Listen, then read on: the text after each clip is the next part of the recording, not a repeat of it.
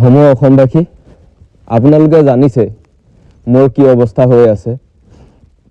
যিজন মানুহে মোক ইয়ালৈ এটা বিশেষ অভিযান দি পঠিয়াইছিলে, আজি তেখেতে কৈছে মোক চিনি নাপায়। মানস চলিহাই যি ধৰণে কৈছে যে মানস চলিহাই মোক কোনো ক্ষেত্ৰত চিনি নাপায়, সামাজিক জীৱন হওক, প্ৰফেশ্যনেল লাইফত হওক বা পাৰ্চনেল লাইফত হওক, তেখেতে মোক কোনো ক্ষেত্ৰত চিনি নাপাওঁ বুলি কৈছে। সেই কথা প্ৰকৃততে তেখেতে যে এটা মিছা কথা কৈছে, তেখেতে নিজক বচোৱাৰ এটা যে সম্পূৰ্ণ পৰিকল্পনা কৰিছে, সেই কথা আপোনালোকক মই জনাব বিচাৰিছোঁ। ৰাইজ, তেখেতে যদি মোক প্ৰফেশ্যনেলি চিনি নাপায় তেতিয়া ব্যক্তিগতভাৱেও চিনি নাপাব, কিন্তু ব্যক্তিগতভাৱে চিনি পোৱাৰ মই এটা কাৰণ কৈ দিওঁ। মোৰ গাৰ্লফ্ৰেণ্ডৰ নাম চুমি বৰা। তাইৰ ঘৰ দেৰগাঁৱৰ গণকপুখুৰী জুগনীয়া গাঁৱত।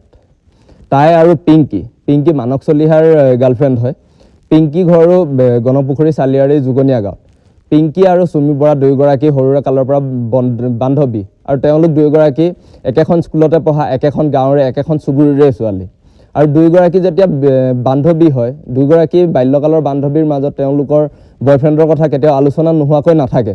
আলোচনা হয় আৰু সকলোৱে চিনি পায়। মই যেনেকৈ পিংকিৰ বয়ফ্ৰেণ্ডক চিনি পাওঁ, ঠিক তেনেধৰণে মানস চলিহাই মোক চিনি পায়। মানস চলিহা কোনো প্ৰজেক্ট অফিচাৰ, অৰ্গেনিক ফাৰ্মিঙৰ কোনো প্ৰজেক্ট অফিচাৰ বা অৰ্গেনিক ফাৰ্মিঙৰ লগত জড়িত ব্যক্তি নহয়। তেওঁ প্ৰকৃততে SBৰ জনেৰেল হেড হয়। SBৰ দ্বাৰা নিয়োজিত হোৱা জেনেৰেল হেড হয়। তেখেতে গোটেই অপাৰেশ্যনখিনি কেনেকৈ পৰিচালনা কৰিব লাগে, যুৱক যুৱতীক কেনেধৰণে প্ৰশিক্ষণ দিয়াব লাগে, যুৱক যুৱতীক কেনেধৰণে প্ৰলোভন দেখাই নিয়োজিত কৰাব লাগে, সেই সকলোখিনি মানস চলিহাই কৰে। মানস চলিহাই এই সকলোখিনি কাম কৰি এতিয়া মানস চলিহাই ক'ব বিচাৰিছে তেখেত নহয়, কিন্তু প্ৰকৃতাৰ্থত মানস চলিহাই হয় SBৰ জনেৰেল হেড। আৰু মানস চলিহাই কোনো প্ৰমাণ যি নোহোৱাৰ কথা কৈছে। আমাৰ ফটোৰ পৰা লৈ যি ধৰণৰ ফটো আছিলে, যি ধৰণৰ তেওঁলোকৰ কথাৰ আছিলে, সকলোখিনি সি ডিলিট কৰি লৈছে। সকলোখিনি ডিলিট কৰাৰ পাছত এতিয়া সি কৈছে যে মোক কোনোভাৱে চিনি নাপায়। এনেকুৱা ধৰণৰ কথা কৈ সি নিজক বচাবলৈ চাইছে। ঠিক তেনেধৰণে আজি মোক যি অৱস্থা কৰিছে আৰু বহুতকে তেনে অৱস্থা কৰিছে। সি এতিয়া কৈ আছে সি SBৰ মানুহ নহয়, সি অৰ্গেনিক ফাৰ্মিং কৰে। সম্পূৰ্ণ ভুৱা কথা। সম্পূৰ্ণ সি নিজৰ এটা প্ৰচাৰ চলাই আছে যে সি অৰ্গেনিক ফাৰ্মিঙৰ লগত জড়িত, অৰ্গেনিক ফাৰ্মিঙৰে কাম কৰে, প্ৰজেক্ট অফিচাৰ হয়। এনেকুৱা ধৰণৰ নিজৰ এক ভুৱা প্ৰচাৰ চলাই আছে। কাৰণ কিয়, যেতিয়া ল'ৰা ছোৱালীবোৰ পঠাই ফচিলে যাতে মানস চলিহাৰ কোনো নাম ল'ব নোৱাৰে, মানস চলিহা কোনো দায়ী নহয়, তাৰ বাবে মানস চলিহাই এনেধৰণৰ নিজক এটা অপপ্ৰচাৰ চলাই আছে।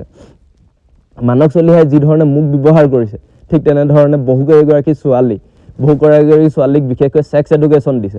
ছেক্স এডুকেশ্যন দি নাই আলফা চাইডিনৰ যি নেতাসকলক কেনেধৰণে নিজৰ প্ৰতি আকৰ্ষিত কৰিব পাৰি তাৰ ওপৰত বিশেষ ধৰণে গুৰুত্ব দিয়াইছে। আৰু প্ৰথম অৱস্থাত কি হয়, মানস চলিহাই চাকৰি দিয়াৰ সকলোকে টোপ দিয়ে। বহুত অসমবাসী ৰাইজে বহুতেই জানে যে মানস চলিহাই কেনেধৰণে চাকৰি দিয়াৰ টোপ দিয়ে, পইচা লয়। সেই পইচা দি পিনে চাকৰি দিয়াৰ টোপ লয়, আৰু তাৰ মাজৰে কিছুমানক বিশেষ দেখায় যে ক্ষমতাৰ ব্যৱহাৰ কেনেধৰণে কৰিব পাৰি, আৰু টকা পইচাৰ টোপ দেখুৱায়। ঠিক তেনেধৰণে সেই যুৱতীকেইগৰাকীকো দেখুৱাইছে। তেওঁলোকক এতিয়া বিশেষকৈ চাৰ্জাৰী কৰাই আছে। তেওঁলোকক কেনেধৰণে যাতে আলফা চাইডিনৰ নেতাসকলক নিজৰ প্ৰতি আকৰ্ষিত কৰিব পাৰি সেই শিক্ষা দিয়াই আছে। মই আপোনালোকলৈ এটা অনুৰোধ কৰিব বিচাৰিছোঁ, যিসকলে প্ৰশিক্ষণ লৈছে, আপোনালোকে এনে ভুল নকৰিব। মোৰ যি অৱস্থা হৈছে আপোনালোকৰ যাতে তেনে অৱস্থা নহয়। মই একজন অসমীয়া হয়, তাৰ বাবে মই আপোনালোকক কাটৰ আহ্বান কৰিছোঁ। আৰু বিশেষকৈ গণকপুখুৰী চাৰিআলিৰ ৰাইজসকলক মই এটা বিনম্ৰ অনুৰোধ কৰিব বিচাৰিছোঁ যে আপোনালোকে জানে মানস চলিহাই মোক চিনি পায় নাপায়, জুগনীয়া গাঁৱৰ ৰাইজেও জানে যে মানস চলিহাই মোক চিনি পায় নাপায়। আপোনালোকে সত্যটো কওক। এনক্লেভত শিকোৱাই আছিলে 401, 409 আৰু 207ত ফ্লেট নাম্বাৰত। সেই ফ্লেটকেইটাত আমাক যেতিয়া শিকোৱাই আছিলে, তাত এটাত বিশেষকৈ অকল শিকাইছিলে ছোৱালীখিনি ছেক্স এডুকেশ্যনৰ ওপৰত বিশেষকৈ শিকাই আছিলে। আৰু সেয়েহে বহু যুৱতী আকৰ্ষিত হৈছে, পইচাৰ প্ৰতি মুখ গৈছে। নাযাব, তেনে ভুল নকৰিব। আমাৰ মগজত যি সোমোৱাই দিছে, আলফা চাইডিনৰ প্ৰতি এটা এক ঘৃণনীয় ছবি আমাৰ মগজত সোমোৱাই দিছে, তেনে নহয়। মই আজি অপৰাধীৰ বাবে এনেধৰণে থাকিব লগা হৈছে, কিন্তু সঁচা অৰ্থত যিসকল সংগ্ৰামী হৈ আহিছে তেওঁলোকে আমাৰ তাৰ সমাজতকৈ যথেষ্ট এখন ভাল সমাজ পাইছে। কাৰণ আমাক দেখুওৱা সকলোবোৰ ছবি মিছা। কাৰণ মানস চলিহাৰ দৰে মানুহে আমাক ব্যৱহাৰ কৰে, আমাক মৃত্যুৰ মুখলৈ ঠেলি দিয়ে। মোক এতিয়া মৃত্যুৰ মুখলৈ ঠেলি দিছে। সেয়ে সমূহ অসমবাসী ৰাইজ, আপোনালোকে বিচাৰ কৰক। মানস চলিহাই কি মিছা কথা কৈছে, কি সঁচা কথা কৈছে, আপোনালোকে বিচাৰ কৰক। আপোনালোকে সকলো কথা জানে। আপোনালোকে জানিব মোক মৃত্যুৰ মুখলৈ ঠেলি দিয়া মানুহজনে মই কেতিয়াও মিছা কথা কোৱা নাই ৰাইজ। আৰু যিসকলে ইয়ালৈ এনেধৰণে আহিম ভাবিছে তেওঁলোকক মই বিনম্ৰ অনুৰোধ কৰিছোঁ, তোমালোকে নাহিবা।